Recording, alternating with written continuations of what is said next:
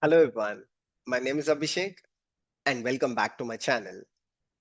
In today's video, you will learn how to implement a DevSecOps pipeline for Tic-Tac-Toe game application. Overall, you will learn what is DevSecOps, why DevSecOps, and how to create a comprehensive DevSecOps pipeline, as you can see on the screen, for a TypeScript application that is built using Vite and npm as package manager. Some of you might find this tech stack new, but don't worry, towards the end of this video, you will find implementing DevSecOps pipeline for TypeScript application very simple. And to make things easy and to let everyone try this application, I created this GitHub repository, which is public. And this GitHub repository has complete source code of the Tic-Tac-Toe application and also a README file which explains the structure of the project, the dependencies for the project, how to run the project locally, and also how to build the project. On top of that, I also uploaded the CI/CD file, which is the DevSecOps pipeline that you see here is already uploaded to this CI/CD YAML file, so that after watching this video, if any one of you want to implement it, and let's say you are stuck, you can go to this CI/CD file, take it as reference, and unblock yourselves. It has perfectly working code with all the checks in place. So we have everything in place for the video. Make sure you watch it till the end. Let's get started. First things first, what exactly is DevSecOps? There are a lot of definitions of DevSecOps. I will explain this in a very simple way. DevSecOps is basically DevOps with security mindset. A lot of people confuse DevSecOps as secure CI/CD pipelines. That is, a lot of people think adding security to their CI/CD pipelines is DevSecOps. Of course, this is an important part of DevSecOps, but this is not the complete DevSecOps. For example, let's say you are working on infrastructure as code project, maybe using Terraform to automate AWS. If you're working on this task and if you make sure the sensitive information in the TF files is put in Vault and Terraform is integrated with Vault, you take care of state file using remote backend. This is also considered as DevSecOps. Similarly, let's say you're working on Ansible, and within your Ansible playbook file, if you ensure there are no sensitive things like API tokens or there is nothing sensitive in your playbooks, and you put all of that in Vault and integrate that with Ansible, it is also DevSecOps. Similarly, Kubernetes. You make sure that your Kubernetes sensitive information is put in secrets. You make sure that your API server is protected, etcd is encrypted. All of this also comes under DevSecOps. So what I'm trying to explain here, DevSecOps is not only about secure CI/CD pipelines, but any task that DevOps engineer performs and thinks about security is also DevSecOps. Of course, CI/CD pipelines with security is one of the important pieces. And we are going to learn exactly this particular part of DevSecOps in today's video, the DevSecOps pipelines. Now the big question is, Abhishek, okay, I understood what is DevSecOps, but why is DevSecOps gaining a lot of significance over the past few years? Of course, there are multiple reasons, but let me explain two primary reasons. One, the growing adoption of AI assistants. So today, a lot of developers use AI assistants to write code. How do you ensure that this code written by the AI assistants for your organization is secure? Maybe the AI assistant is hard coding the secrets. Maybe the AI assistant is using old version of packages, or even a bad thing is maybe the AI assistant is using a version of the package that is impacted by critical vulnerability. If the critical vulnerability is public, then you are allowing the hackers to gain access to your application and to do something with your application. Now, how do you avoid this? This is where DevSecOps has gained significance, because now if you add DevSecOps to your entire process, the code that is written by AI assistants, right? It has to go through the DevSecOps pipeline, and DevSecOps pipeline can catch these kind of things. That is, packages with critical vulnerabilities, or hard coding any sensitive information, other security related aspects.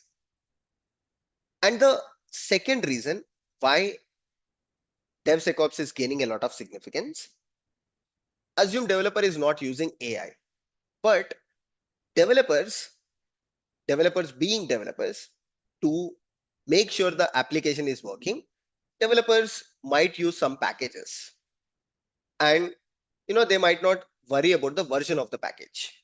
Best example is Log4j. Let's say developer uses a old version of Log4j which is impacted with CVE. Now the Log4j vulnerability is public, everybody knows about it. Imagine there is no DevSecOps, and if this vulnerability is not caught by your CI/CD pipelines, what happens? This Log4j application invites the bad actors to gain access to your application,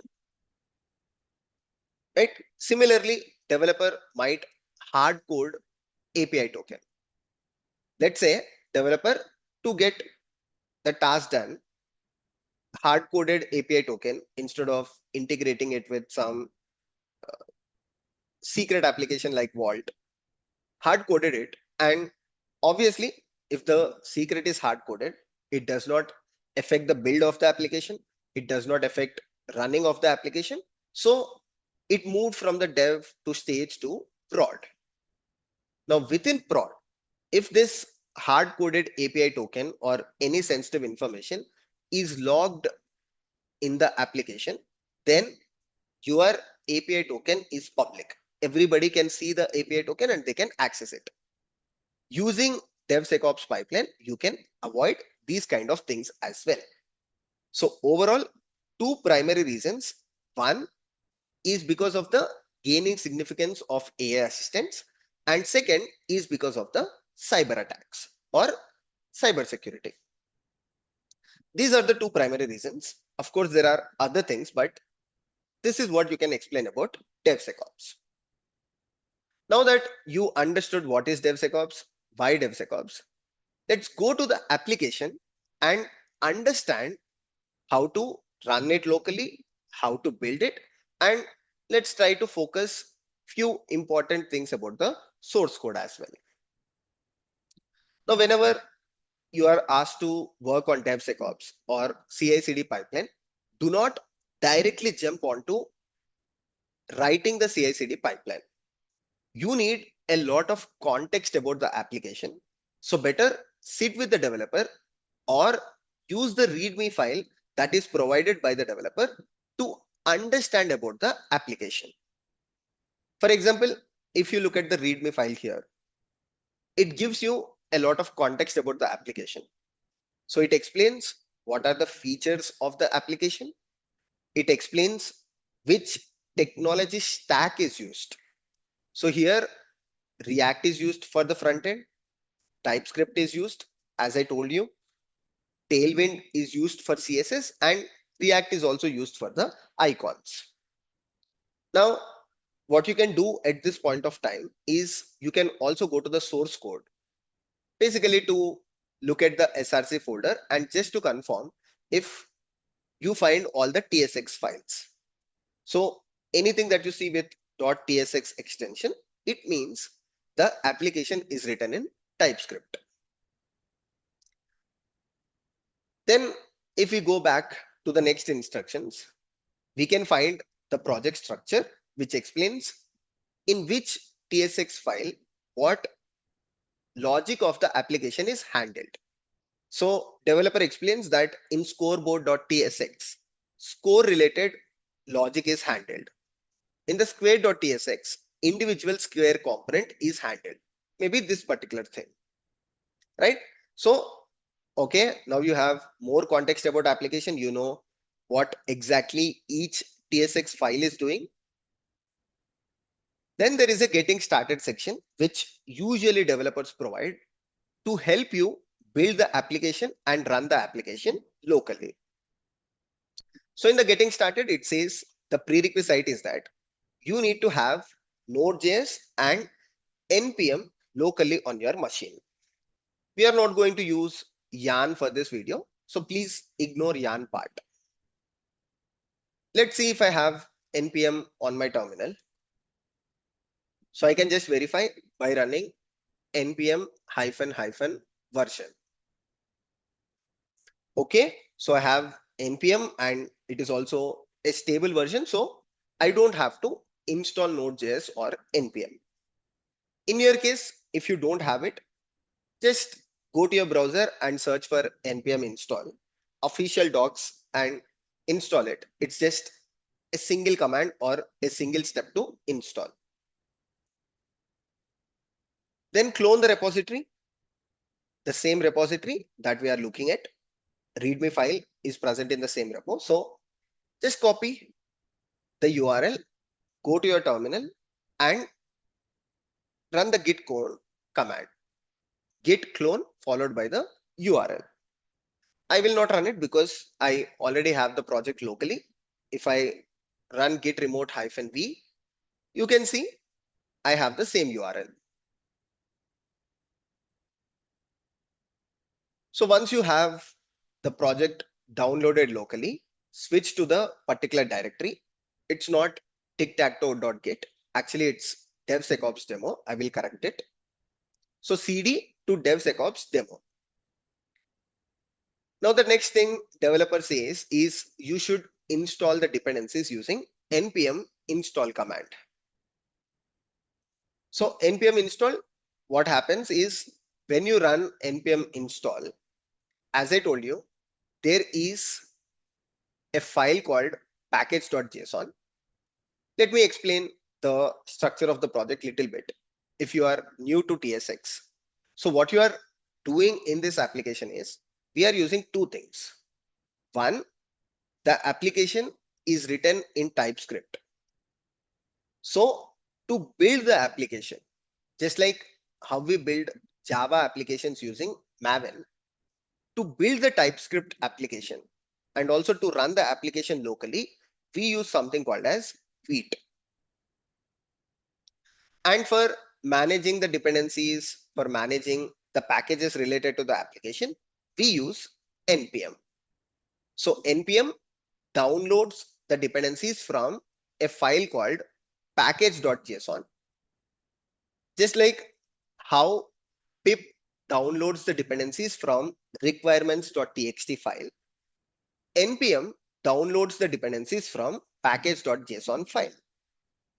And using npm itself, you can actually run the Vite build command and you can actually run the Vite development server so that you can run the TSX application locally. This process is same for any TSX application. Not only for this, it's a general process. TSX are the TypeScript related source code files. Vite is for building and running the application locally. npm is for downloading the dependencies. Okay, now that you understand it, when you run npm install, as I told you, it goes to the package.json file, it looks at the dependencies and it tries to download the dependencies. Okay, once the dependencies are downloaded, let's go back to the developer's README file and see how to build this application locally. Even without building the application, you can run the application using the development server provided by Vite. But first, let's see how to build it. So you have the command npm run build. Now you might have question, Abhishek, if I run npm run build, how will npm understand which command it has to execute? It's very simple. By default, npm does not understand anything. If you do npm run followed by any command, what npm does is it goes to the package.json file. Just like npm install downloading the dependencies, even npm run command goes to the package.json and it will look for the keyword that you have provided. What is the keyword? Keyword is the build. So within scripts, you have build. What it is doing is it is running Vite build. As I told you, Vite is used to build the application and run the application locally. So when you run npm run build, if you see, it will actually run Vite build. And Vite build, it bundles the application, it compiles it, it creates the packages or artifacts and puts everything in the dist folder. Now, if you do ls-ltr, you will find a new folder called dist. Within dist, you will have the HTML or static related files. Obviously, it's static content or it's just front end. So you need a development server or you need Nginx HTTP server, a web server to run the application. Within Docker image, we will use Nginx, but for running it locally, let's use the instructions provided by the developer. Okay, developer says you can run it locally using npm run dev command. This is okay only for the local development. You should not be using it for the production. For production, you should take the dist folder created by npm run build and you have to put that in the Nginx server or Apache server. And this Nginx server or Apache server will serve the static content. Okay, so let's do this. To understand more about the application, npm run dev. It says, okay, now using Vite development server, you can access the application on localhost 5137. Perfect. I can actually do it. Let me try to play a game and see. I have two players, Pushparaj and Aparna. So first player, second player, first player, second player, first player, and second player. Perfect. So the application is working, and if I click on the new game, it's reset. So everything is good. The source code is good. We learned how to build the application, and we also learned how to run the application locally. Now, can we head to the CI/CD pipeline? I would still say no. Before you understand what is DevSecOps pipeline, I would highly recommend learn how to containerize the application. Because in the DevSecOps pipeline, you are going to create the Docker image within the pipeline. You are going to create Kubernetes manifest, update the Docker image tag. So a lot related to Docker. So it is also important to understand how to write this Docker file and how to build the Docker image locally. Then we can jump to the DevSecOps pipeline. Okay, so for that, what we need to do is we need to write a Docker file. It's very simple because it's just a TypeScript application, just a front-end application. you can write the Docker file in 3 simple steps. Okay. First step is just like how you did it locally. First, download the dependencies, right? Second, build the application. Third, once you build the application, you get the dist folder. So copy the dist folder onto Nginx, right? A web server. It can be Nginx or anything. That's it. If you have these 4 things in your Docker file, then your Docker image should also work. How do we do it? It's always best practice to use multi-stage Docker files or Docker builds. So what we will do in the first stage, we will take care of downloading the dependencies, building the application, and creating the artifact. In the second stage of the multi-stage image, we will just install Nginx. We will run the Nginx server and put the dist artifacts into the Nginx HTML location, or the location from where Nginx can serve the static content. What happens because of that? The Docker image size will shrink drastically. In the first stage, you have the dependencies which are huge. You have all the other things related to npm. You can avoid that by copying only the dist folder to the Nginx image. Let me show you how to do it. First, write a from statement. So you can take from node 20 alpine. Okay, basically I'm using a node.js image, and because it's a multi-stage Docker file, let's call the first stage with alias build. Whenever you are working with any Docker file, always create a work directory. So maybe we'll create something like /app. If this folder does not exist in the Docker image, it will be created. You don't have to worry about it. Then do not directly copy the complete source code. What you need to do is first copy package.json. Okay, just copy the package.json onto the Docker image and run to install the dependencies that are in the package.json. So you will run the command npm run npm install, or you can also do npm ci. So even the same thing, when you run npm ci command as well, it will just download the dependencies from package.json. Then you can copy the complete source code using copy dot dot. That is, everything Dockerfile is basically placed in the root of the repository. So when you write copy dot dot, what Dockerfile does is everything that you see here will be copied to the Docker image working directory. Okay, dot represents current directory. So everything that is in the current directory of your application will be copied to the current directory of Docker image, which is /app.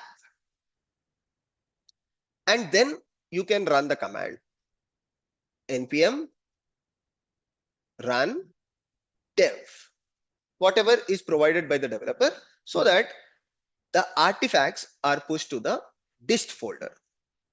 Where it will be pushed? It will be pushed to /app/dist in this particular case, because working directory is /app. It will not be pushed to /dist directly.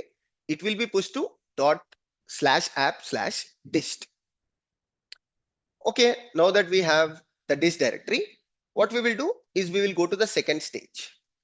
From, we will use Nginx image, and what we will do is from the first stage, we will copy dist folder onto the Nginx location.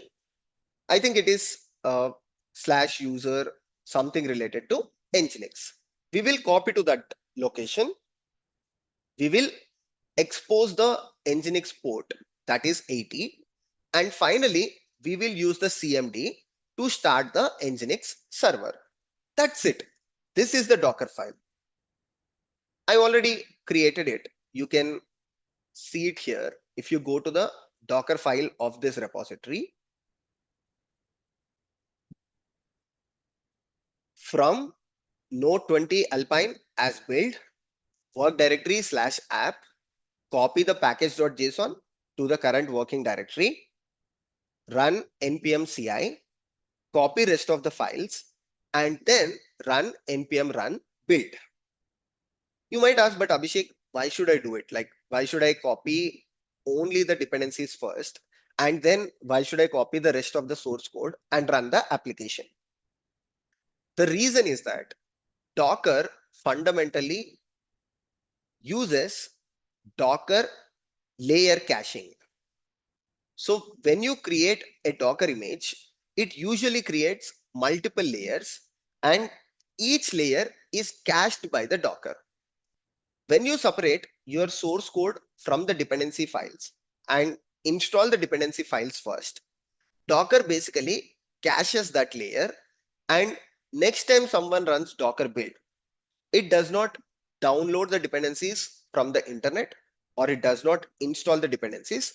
It says, hey, I already have that layer, so I will just run the application. So it will reduce your build time significantly. Okay, going back.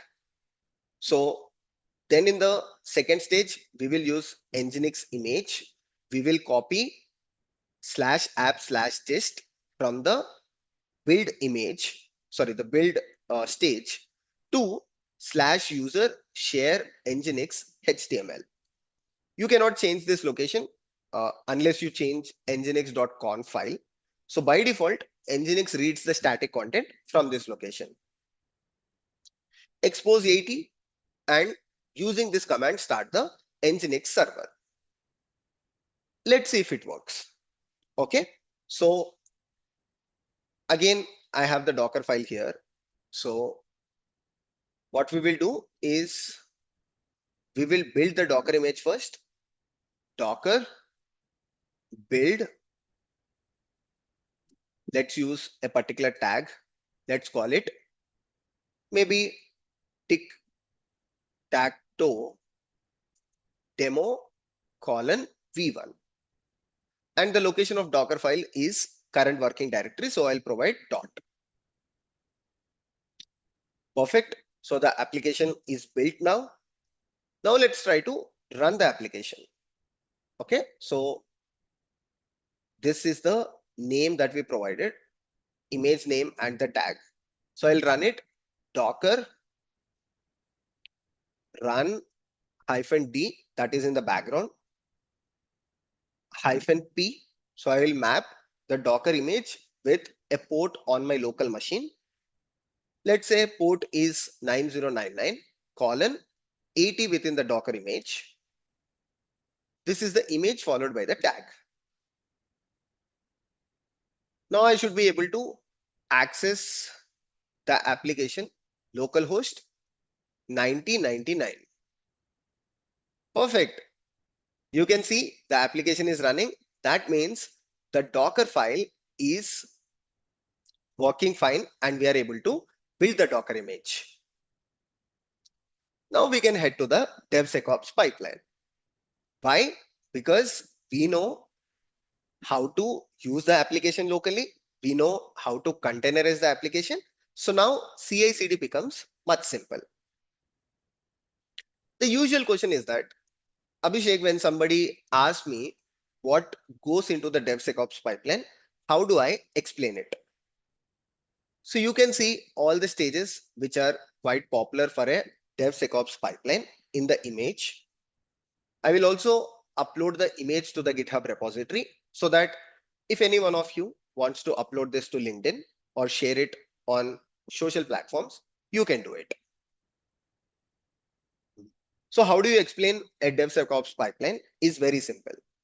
So in a DevSecOps pipeline, you have multiple stages. What happens is that when a developer triggers a pull request or when a developer push a commit to the GitHub repository, GitHub workflows. In our case, we are using GitHub Actions. So GitHub workflows gets triggered, and within the GitHub workflows, there are multiple jobs. In the world of GitHub, we call it as jobs. In other CI applications, we call them as stages.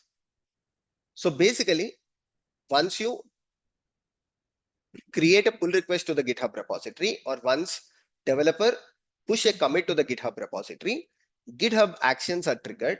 And within the GitHub workflows, not actions, within the GitHub workflows, there are multiple jobs, such as the unit testing job or the unit testing stage, static code analysis stage. What static code analysis does? It verifies. Couple of examples. Let's say developer declared a variable and developer did not use the variable. So undeclared variables are caught in the static code analysis.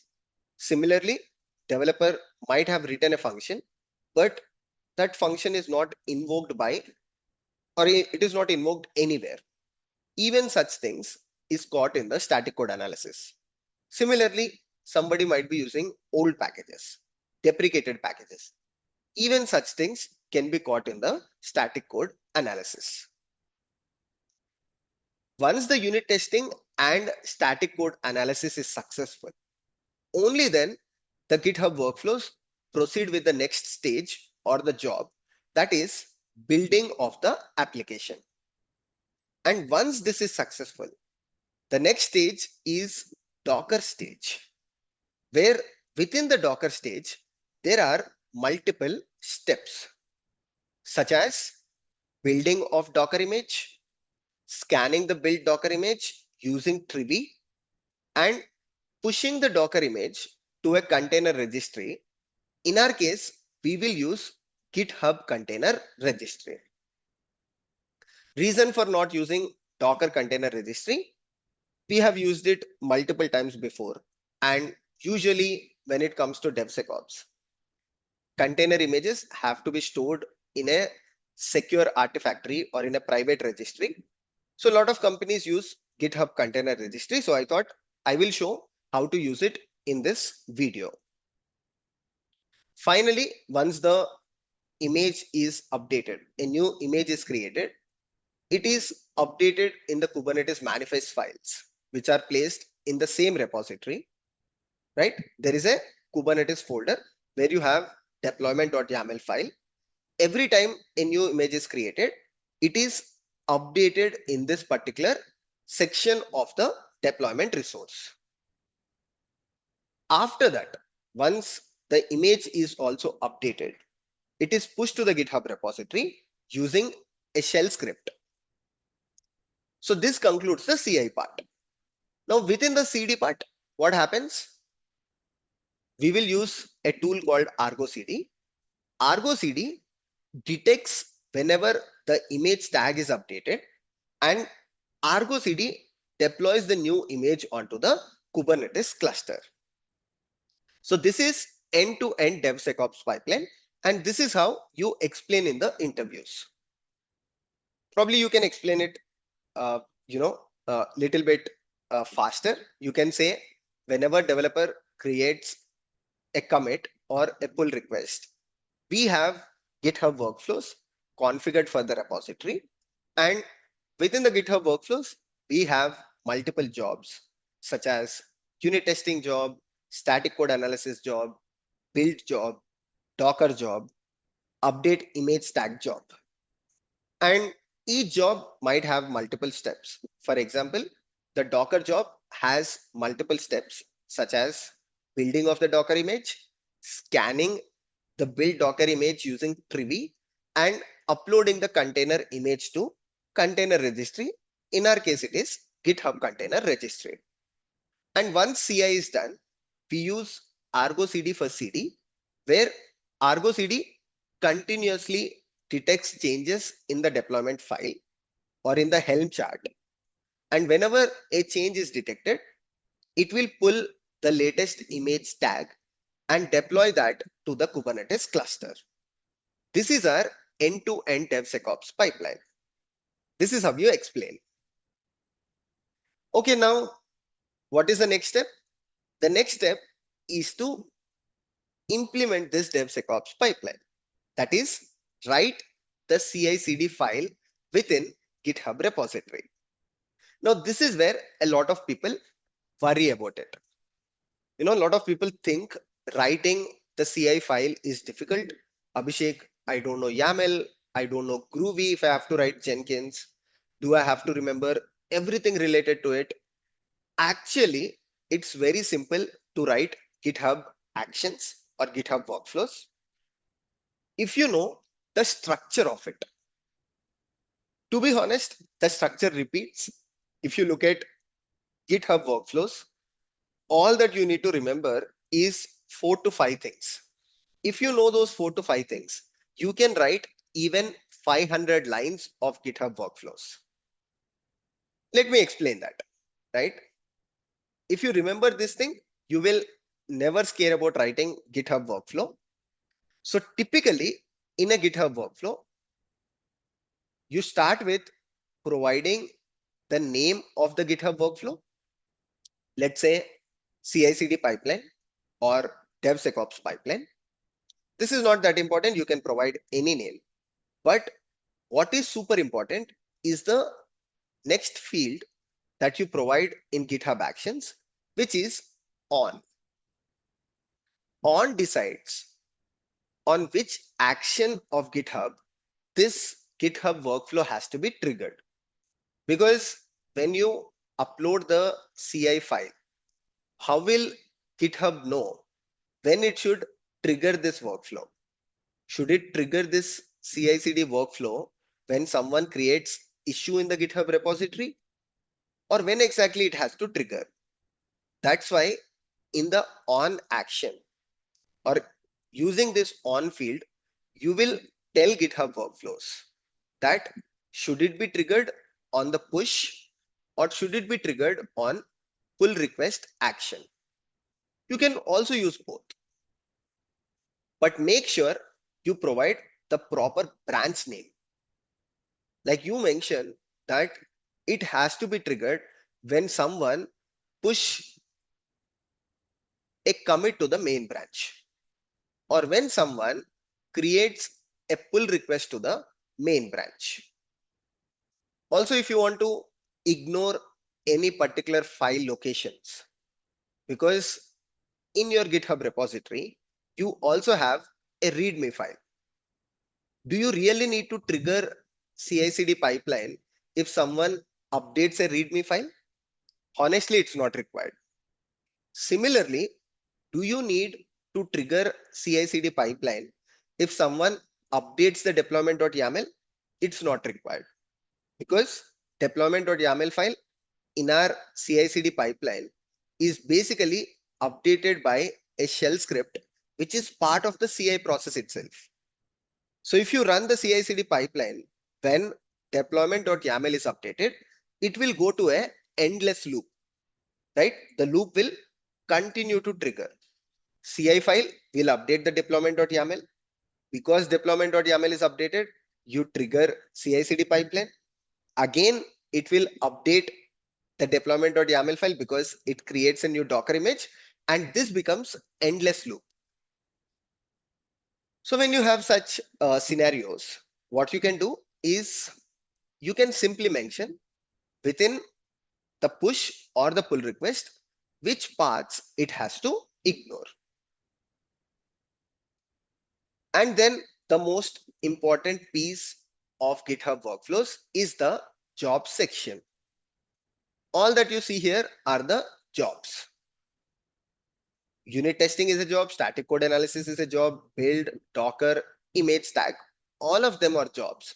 So what you will do within this jobs field, right? This is an object in YAML. Within this jobs object, you provide test, that is for unit testing, and you write all the steps that are required to test. Then you have another field that is static code analysis. This is another job as part of your multiple jobs.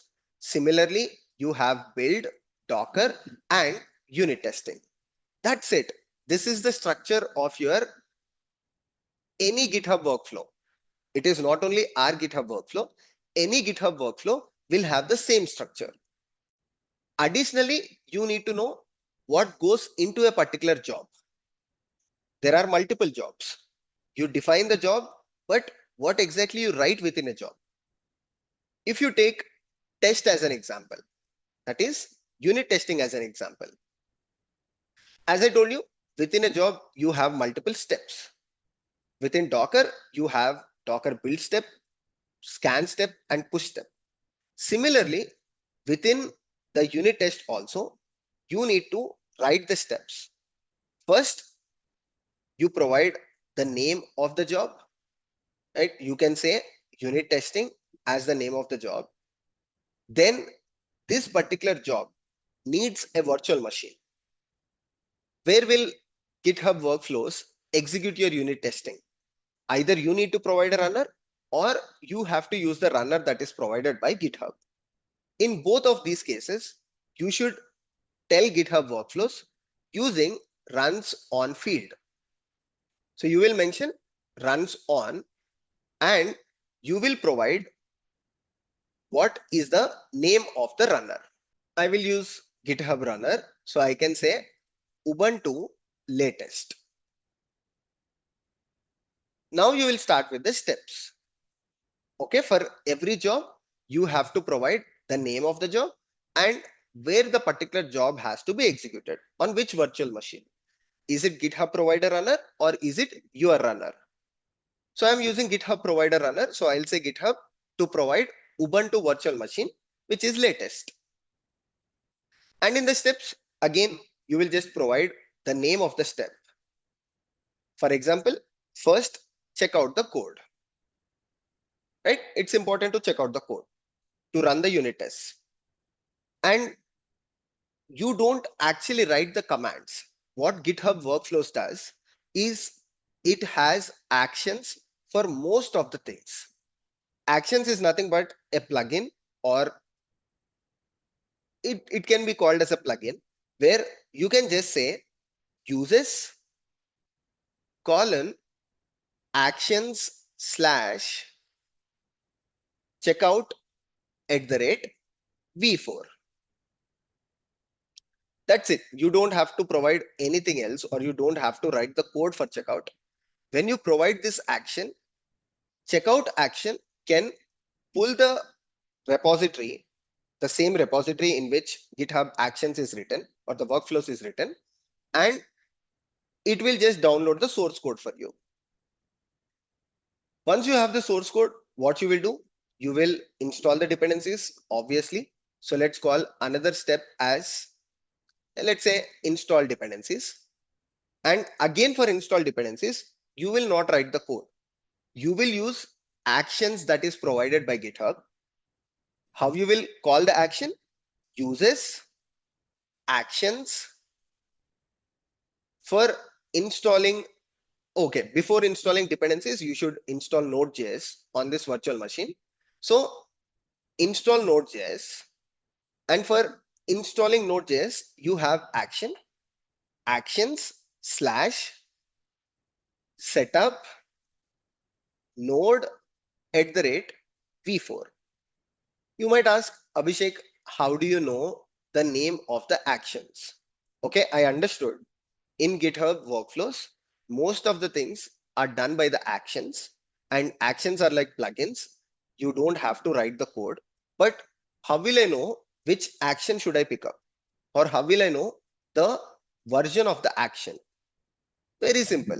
Just go to the internet, search for GitHub Actions documentation, and simply search for whatever you are looking for.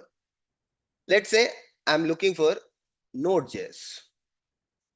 Okay, just type Node.js here and you will have examples provided already by GitHub Workflows. So here it clearly tells you that you can use this particular action called action/setup-node@v4. That is what I'm doing. Action/setup-node@v4. Similarly, you can search for checkout, you will find it. Then in the next step, you will install the dependencies. And finally, you will have another step called name unit testing, where you will not use actions for this. You will directly run the shell command, which is npm test. Npm test will execute the unit tests that are in the repository.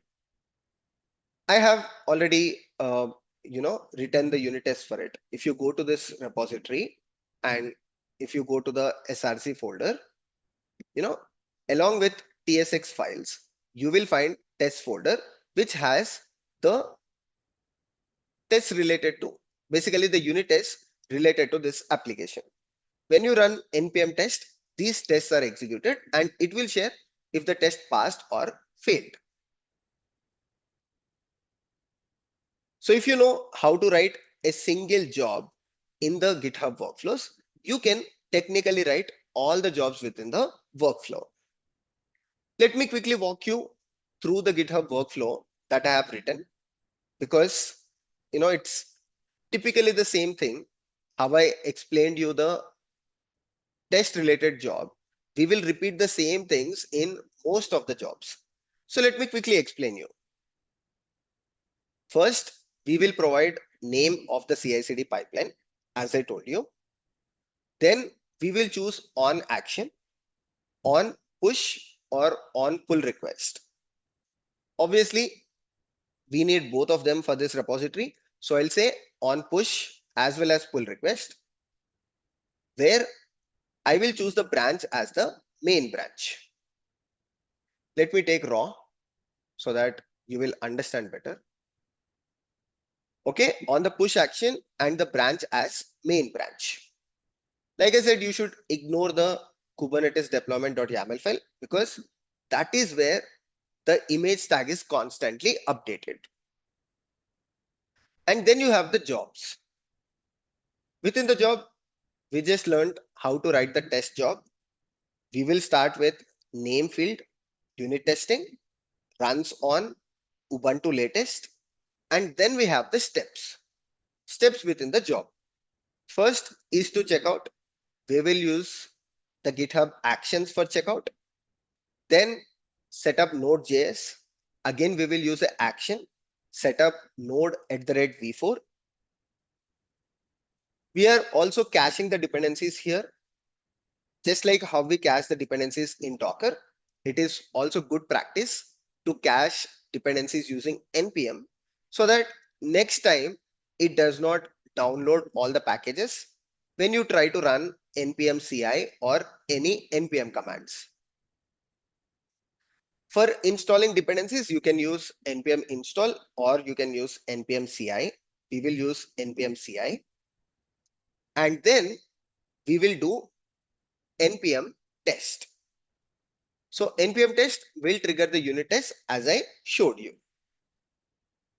Then we have static code analysis, which will be very similar to this stage. If you notice, first we have lint. Within the lint, the name is static code analysis. For every job, you need a virtual machine. It's not that you provide virtual machine or GitHub runner for the first job and you don't provide it for the second one. You should provide for each and every job. So for linting, that is static code analysis, again, I will choose a runner. And the first step is to check out the code, exactly same. Second is to install Node.js, exactly same. Third is to install dependencies, again the same. Finally, the only command that will change in the unit testing stage, we will use npm test. In the static code analysis, we will use npm run lint. And this command will perform the static code analysis. Then we have the build stage.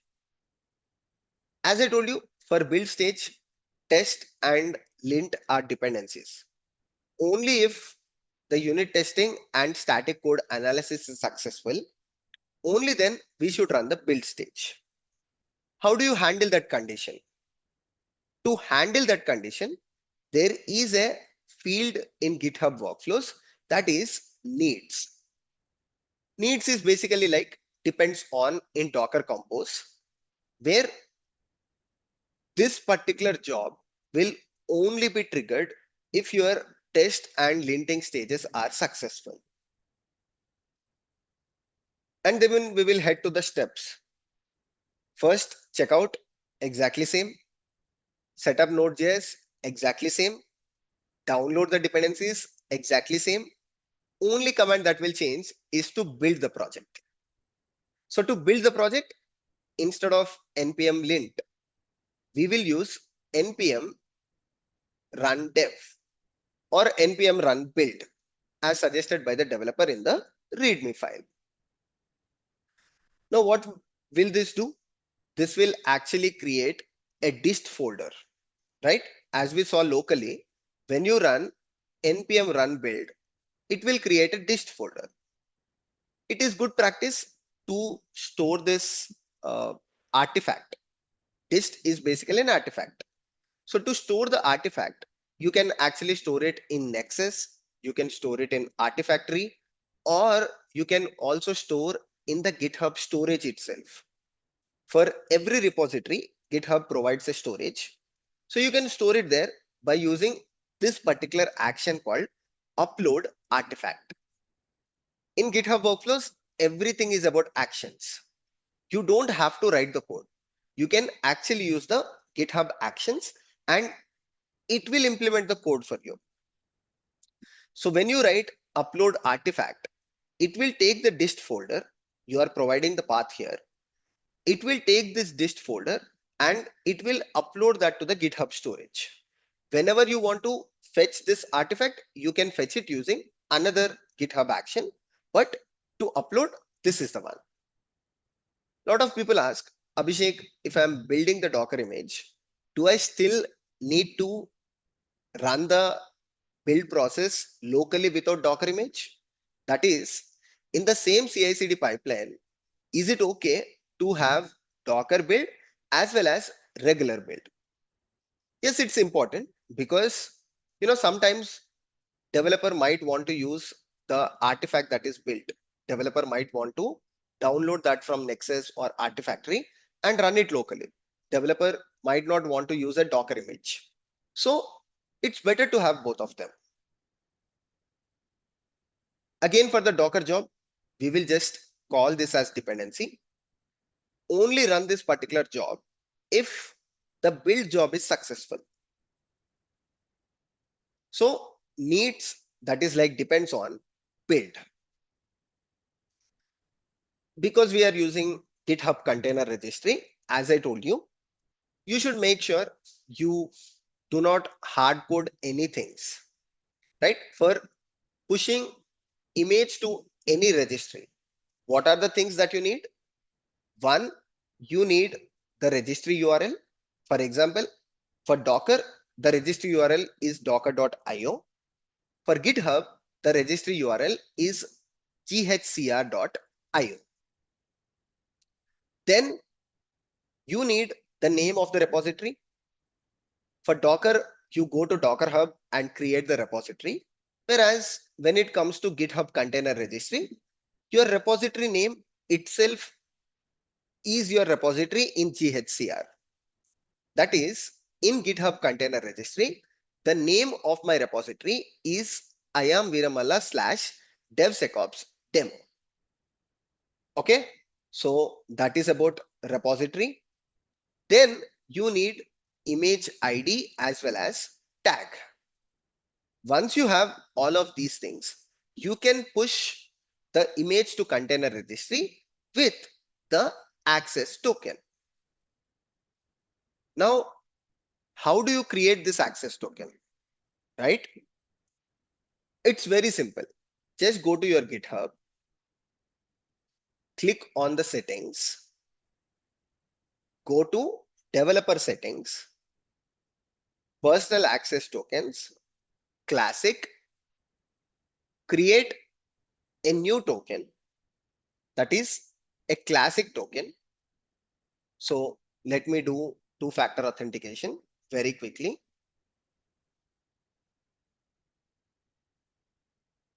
Okay, so provide any name. Let me call it as token 2, and do not give it all the permissions. You just need to upload the Docker image that is created to the GitHub container registry.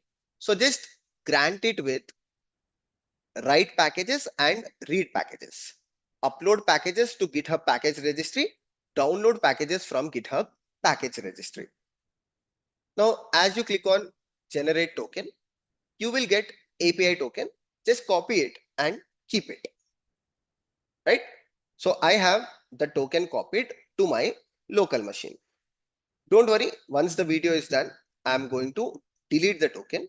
So make sure after performing this demonstration, you also delete your token. So going back to our CI/CD pipeline. So in this Docker stage or the job, we are performing Docker build, Docker scan, and also Docker push. So for that, I'm storing the container registry in an environment variable called registry. Image name will be the GitHub repository. In my case, like just use a variable, do not hard code it.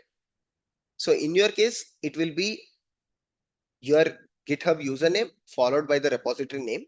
In my case, this will be resolved to Veeramalla / DevSecOps demo. And you can also output this like once this particular job is done, the entire job is done, you will get a Docker image, right? Once you run Docker build, Docker push, you will get a Docker image. You can store that Docker image to a particular variable called image tag. But what's important is the steps. Okay, so what are the steps that we have? Again, check out for every job, almost you will check out the source code. So this step will remain common. Then download the build artifacts. As I told you, here we have stored the artifacts within the GitHub storage. In the Docker image, I'm basically downloading the artifact. Basically, I'm downloading the dist folder so that I can use that in the Docker image. Also, you should set up or install Docker. For that, there is this action called setup buildx. Log into GitHub container registry. If you want to push your image to Docker Hub, you need to log into Docker Hub, right? Similarly, if you want to push your image to Docker GitHub container registry, you need GitHub container registry token, right? That is exactly why we have created a token, right? We should go to the GitHub repository for our DevSecOps pipeline. We should go to the settings, and within the settings, go to secrets and variables, actions, and here you should create a repository secret with name token. Click on create new secret. Make sure the name is in the same format, capital token, because we are using this secret in the pipeline, and copy the API token that you got in the previous step, right? That is through the GitHub settings, and just add that here. So using the registry name, the GitHub actor, that is the username, and the token, I am able to log into GitHub container registry in this step. It is basically doing this thing. Docker login ghcr.io. First, it will ask for the username, then it will ask for the token, and it will get authenticated. I'm already connected, so that's why it did not ask for me. Okay, then you can, what this particular step is doing, extract metadata for Docker. So I have intentionally added it to make it more like a production CI/CD pipeline. So what I'm doing here is I'm just saying that what should be the tags for my built Docker image. I can simply ignore this particular step, but in the next step, when we build the Docker image, instead of randomly providing the tags, instead of saying the tag name has to be v1, v2, I'm just defining the tag names as well as the image name. I'm saying my Docker image name that is created should be ghcr.io, env.registry is ghcr.io, followed by Veeramalla / DevSecOps demo, the variables that we declared in the previous step. And the tags has to be, I'm saying my Docker image should have 3 tags. The latest tag, it should have the tag with the branch name, and it should also have the tag with shop, that is the GitHub shop, so that every time a image is generated, the tag is unique. If you don't want multiple tags for your image, you can just get rid of both of these things and just keep this one. That should be good enough. So my Docker image will be created with this particular format, that is ghcr.io / in my case, Veeramalla is my GitHub username, followed by DevSecOps -demo, followed by image tag, that is the commit, shaw hyphen the commit that is made to the GitHub repository, the commit that triggered the CI/CD pipeline. So this should be the Docker image that is created and the Docker image that is pushed to GHCR. So build Docker image, I'm just using the GitHub action for building the Docker image. I'm saying this is the location of my Dockerfile. This has to be the tags, whatever tags that I provided here, and this has to be the image name. Then we are performing tree scanning. Okay, what we are doing? We are using tree for image scanning, which is the Docker image or the container image. For that, you don't have to write any code. You can use the existing GitHub action for image scanning using tree. That is aqua security / tree-action @master. These are just the flags. Basically, you are saying what should be the image name on your local machine on which tree has to perform the scanning.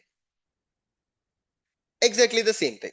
ghcr.io followed by the repository, SHA followed by the commit that triggered the GitHub action.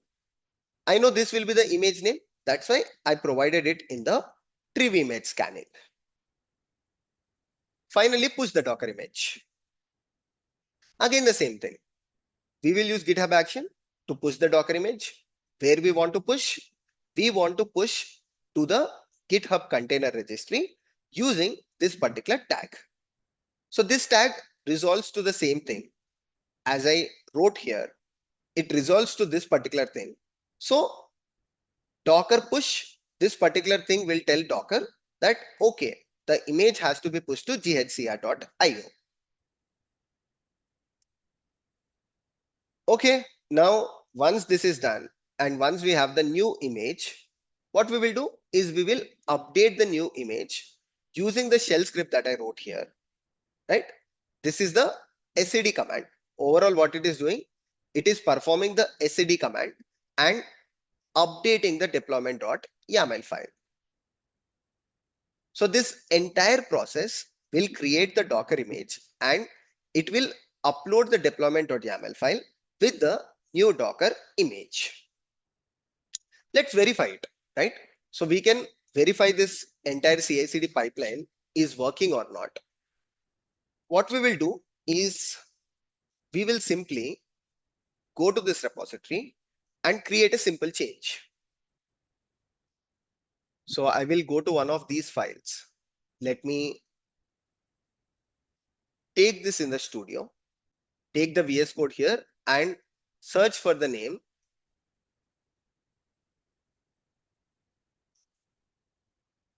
Pushparaj.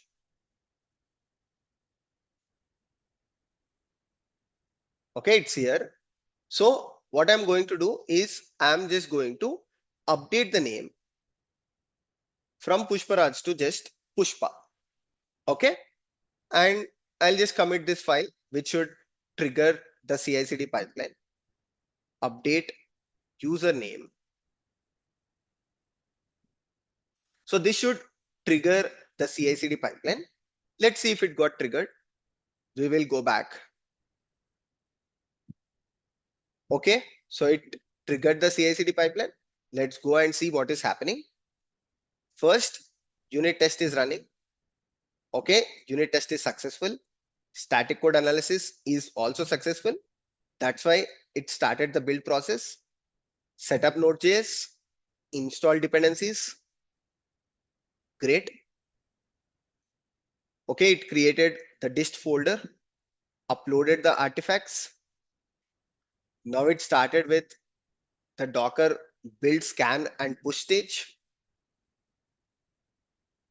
Okay, so first, let's see if the Docker image is built.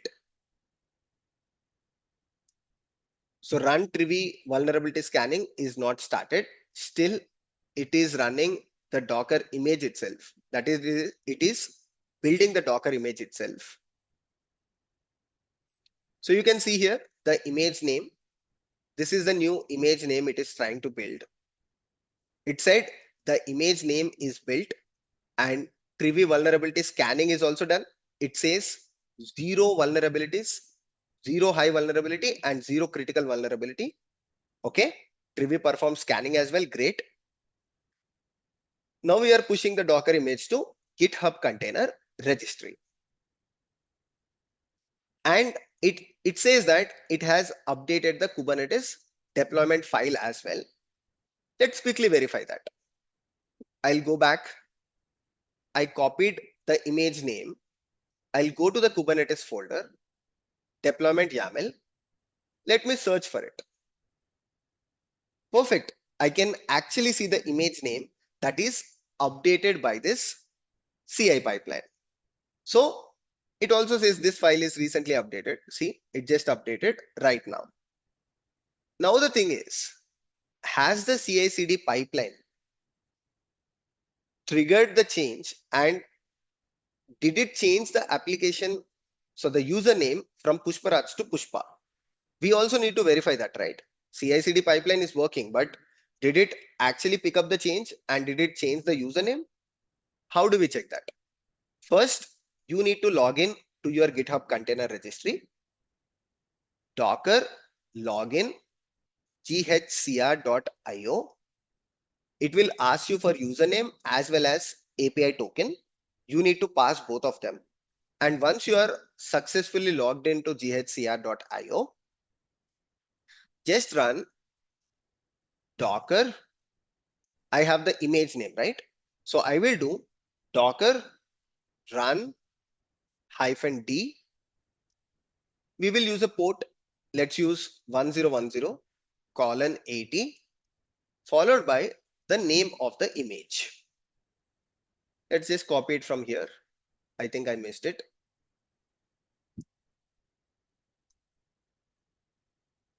Perfect. It says unable to find the image locally. And okay, I'm using Mac laptop and my Mac laptop is actually using ARM processor. So it says I cannot download this image because this is AMD. I'm fine with it. No problem because I can use an EC2 instance. So I'll just go back, create an EC2 instance. I anyways need it because I need to install Kubernetes cluster.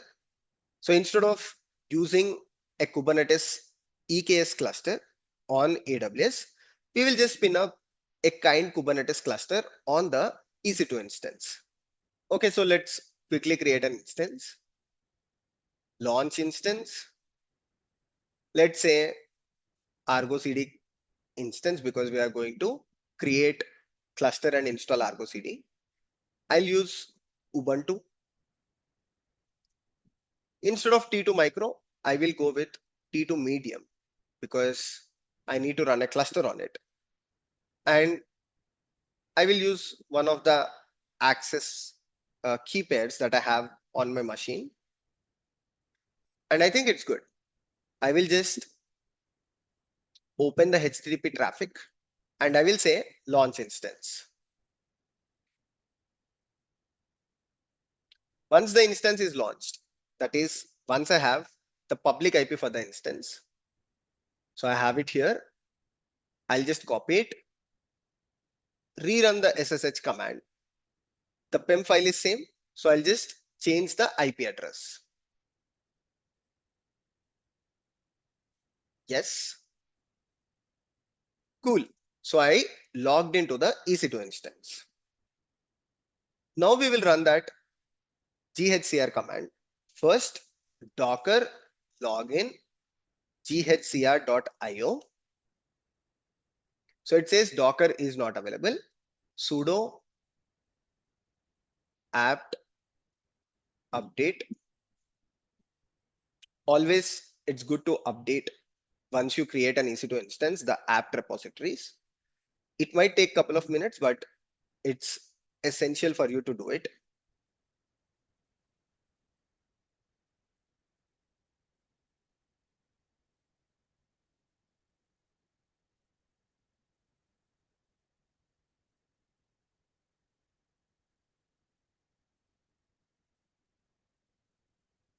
Okay, now let's do sudo apt install docker -y docker.io. So it's installing Docker. Another thing that we need to do is we should also add Docker user, Ubuntu user to the Docker group. So I will just say sudo user mod -ag Docker Ubuntu. Okay, once you do it, just log out and log in back to your EC2 instance. Now let's see if Docker is running. We will run the same command, ghcr.io. It asks for username. I am Veeramalla is my GitHub username, and copy the token that you saved. Perfect. It says login is successful. So I can go back to my repository, copy the image and tag, and just run docker run -d, that is in background, port 80:80, which I already opened. The HTTP port is open, followed by the image name. Okay, it is trying to download the image and it says that the image is now running. So I'll try to grab the instance public IP one more time. So this is the instance public IP. Grab it, :80. Make sure you are using HTTP. So I'll say HTTP :/IP followed by port 80 :80. See, the name is changed. Now it is Pushpa and Appanna. So our CI/CD pipeline is working absolutely fine. This is the validation. And it also triggered privy scanning. That means it scanned the image. It said there are 0 vulnerabilities. It executed static code analysis. It ran unit tests, everything that you need for a usual DevSecOps pipeline.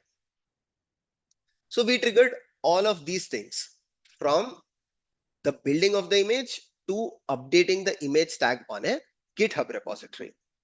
Now, only thing that is left out is to install Argo CD on a Kubernetes cluster and deploy this project onto the Kubernetes cluster. It's very simple. What you can do is first download and install Kind. So just search for Kind Kubernetes cluster. Okay, go to Quick Start. Okay, so with Linux, I have this option. I'll just copy these commands and go back to my EC2 instance, run this.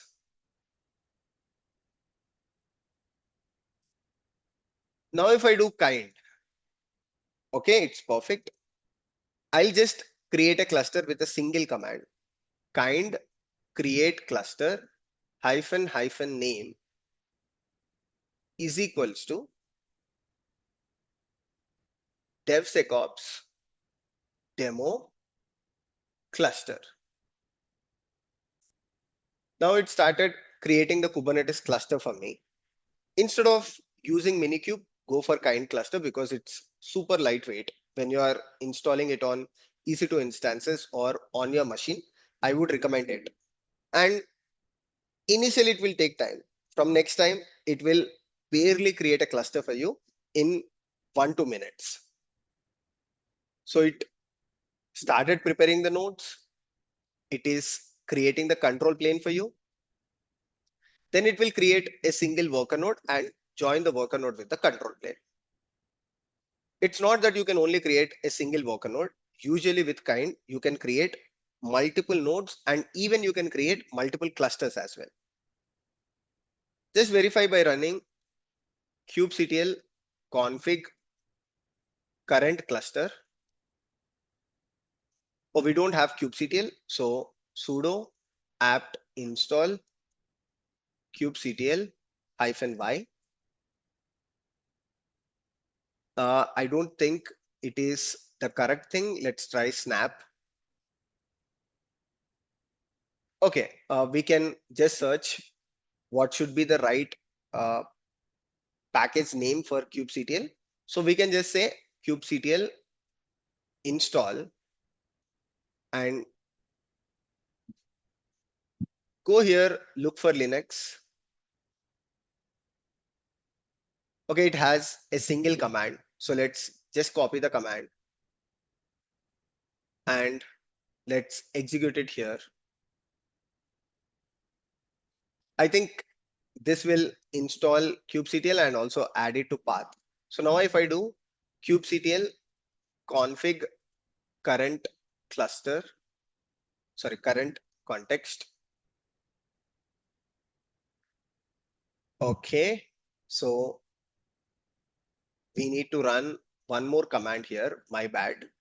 Previous one just downloaded things. Okay, perfect. Now I just went to this page and I ran both the commands. kubectl is installed and configured. Now if I run kubectl config current cluster, I have the current demo Kubernetes cluster. Okay, I verified and I can also do kubectl get nodes as another step of verification. My cluster is running. Now, how do I install Argo CD to it? Super simple. Just go to Argo CD docs. Okay.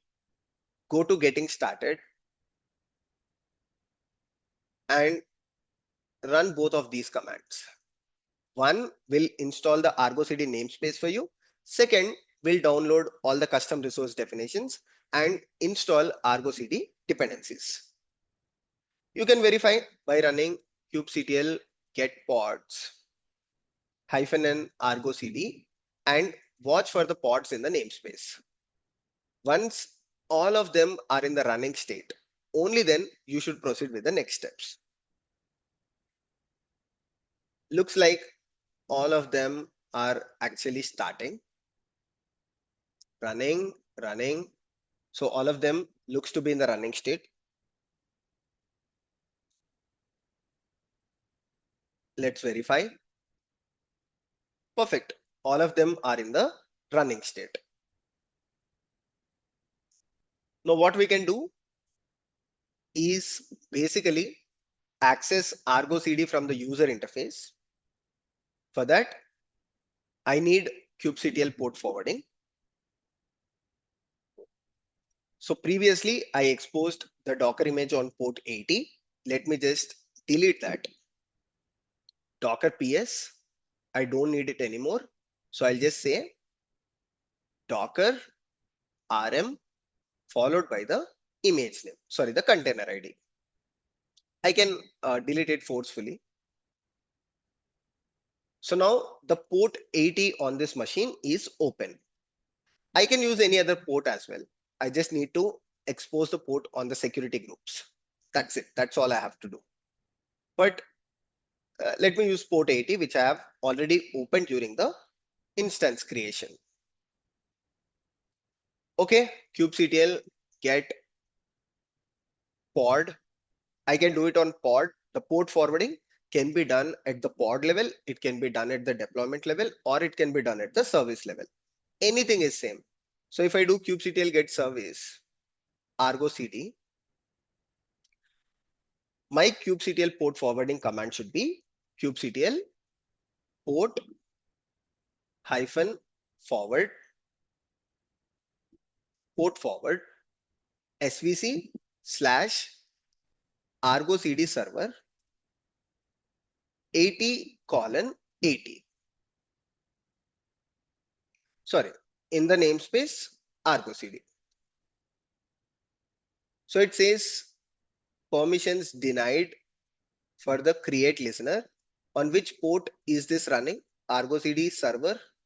This service is actually running unable to listen on any of the requested ports 80 or 8080. Let's try some other port. Sudo, sorry, kubectl port forward svc slash Argo CD server. Let's use port 9000 colon 80 in the namespace Argo CD. Okay, so it works on the port 9000. Because we are using port 9000, what I need to do is I need to go to the EC2 instance. I should go to the security, inbound traffic rules, right? Go to the security group, edit inbound traffic rules, and allow the port, the custom TCP port, or just you can say allow all traffic as well, because this is a test instance, and allow from anywhere IPv4. Save the rules and now go back to the instance. So this is instance public IP. Just copy it, followed by port 9000.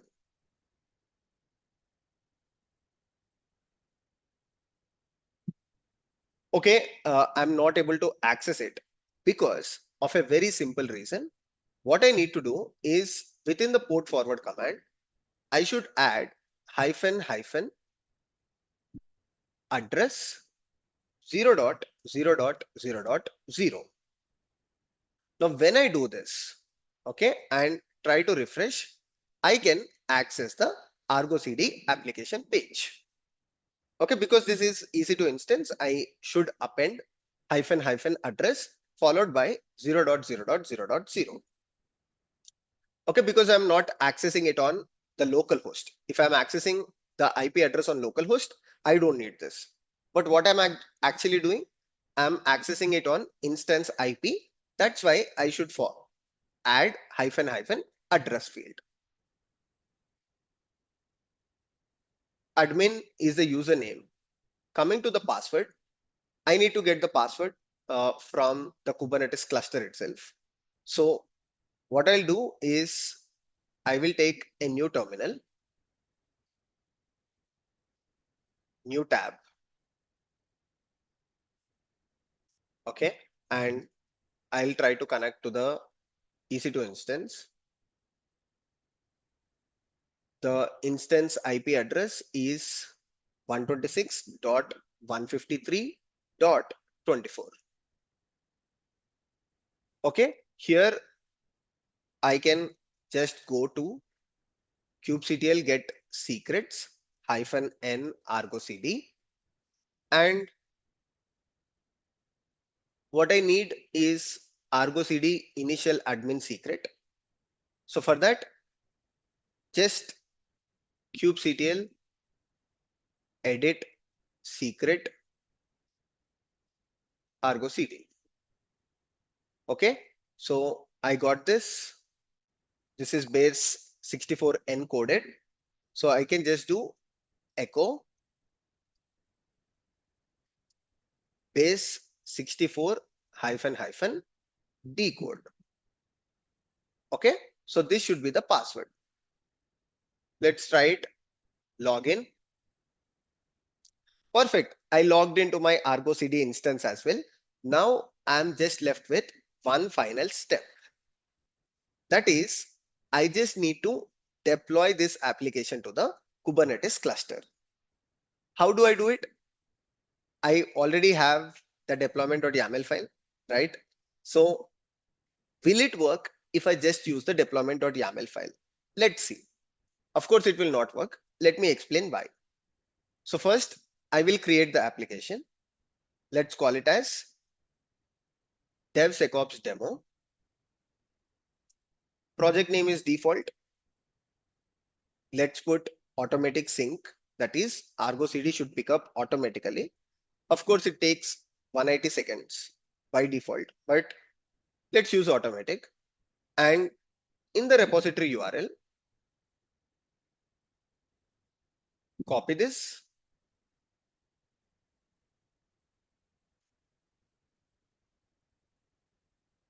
And in the path, we will just choose Kubernetes. Is the spelling right? Kubernetes. Okay, it's important to make sure the spelling is correct because in that folder we have the deployment manifest. Cluster URL should be the default cluster, and namespace you can deploy it to the application to the default namespace. It's totally fine, right? Click on create.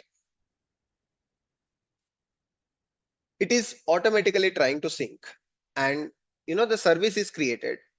It tried to create the deployment, and you can see the pod creation has failed. Why it failed? It says container image pull back off. Okay, so you can see here it says image pull back off. Why? Because we have followed a DevSecOps practice where image is not pushed to a public Docker Hub repository. If the image was pushed to a public Docker Hub repository, Argo CD would have successfully deployed that image to the container registry, sorry, the Kubernetes cluster. But what we did, we are asking Argo CD to pull the image from GitHub container registry, which is secure. By default, anybody cannot do it. Only people who have access to ghcr.io can actually pull it. So for that, what you need to do, you should be configuring image pull secrets. Okay. So how do you pull? This is an interview question as well. And this is very important for real time because in real time, you don't push your image to Docker Hub. You actually push it to Docker Hub private repository, or you push to ghcr.io, quay.io, ECR, ACR, these kind of things. So how can Argo CD, or even how can someone manually create a deployment either through Argo CD or even manual deployment for a image that is in private container registry? So the answer is that in the deployment file, if you look at our deployment file here, in the deployment file, they should use something called as image pull secrets. And this image pull secret should have, right? It should have the username as well as password so that when you create deployment, it can pull the secret from image from container registry using this secret. Got it? So even when you try to deploy the application manually, even without Argo CD, you will still need this image pull secret, which will have the username as well as password for your container registry. So we use this in the deployment file, but we did not create this secret. That's why the deployment failed. Now we will create this secret and we will refresh Argo CD. It should work fine. Abhishek, how do I create this secret? Don't worry. I have provided the steps for that as well. If you go to Kubernetes folder, there is a README file. And in this README file, I have shared the command. Okay. So just copy this command onto your EC2 instance where you have the Kubernetes cluster. Docker email, I think it really does not matter. You can provide anything. But what's important is you provide your GitHub token. So I have copied that GitHub token. I'll just paste it here, followed by the GitHub username. What is my GitHub username? I am Veeramalla is my GitHub username. In your case, it will change. Okay, I am hyphen Veeramalla. Now the secret is created. So let's try one more time and see if Argo CD will work fine. So what we will do is we will just try to delete the pod. Okay, force delete. And let's also try to delete this pod and another pod as well.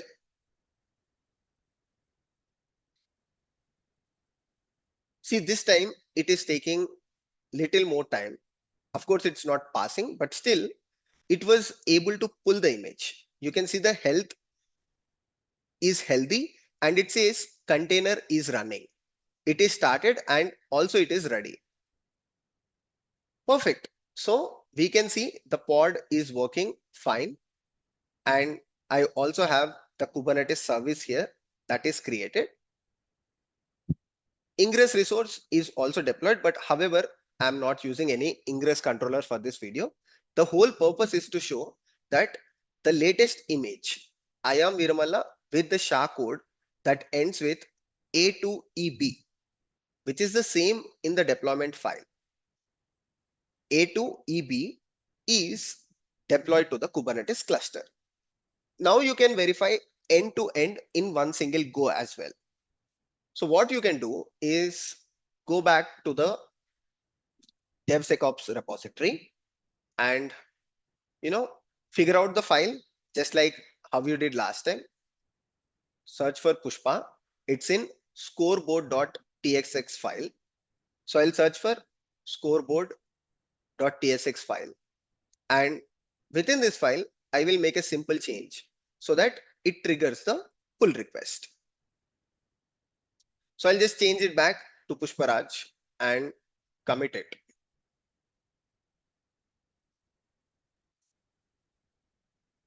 Okay, the CI/CD pipeline is again running. What we will verify? CI is updating the container image to the Kubernetes deploy file, just like what we saw here. Now it should trigger unit test, static code analysis, build. It should create the Docker image. It should push that to the container registry, and it should update the Kubernetes deployment file in the GitHub repository with the newly created image. What was the previous one? Previous one ends with 2AEB, right? It ends with, sorry, A2EB. Let's see once the CI/CD pipeline is successful. Currently, it is doing Docker build and push. So a new image is getting created, which is good.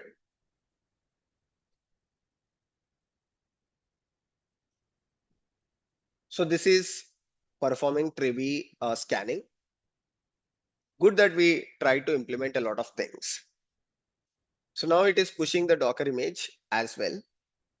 And finally, once the Docker image is pushed, it will run the shell script stage, which will update the manifest file.